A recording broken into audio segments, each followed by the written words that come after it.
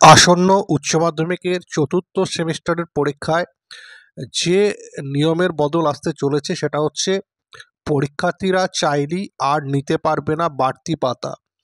এতদিন পর্যন্ত প্রত্যেক পরীক্ষার্থীকে ৮ পাতার উত্তরপত্র দেওয়া হতো।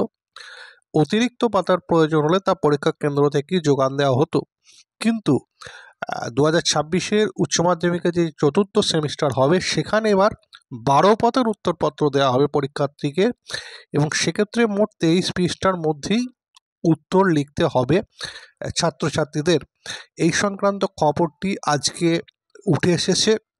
উচ্চ মাধ্যমিকের যে চতুর্থ সেমিস্টার পদ্ধতিতে, তবে যেখানে পুরনো বছরের ছাত্রছাত্রীরা পরীক্ষা দেবেন পুরনো পদ্ধতিতে, সেখানে অবশ্য আগের মতোই খাতা এবং বাড়তি পাতা দেওয়া হবে।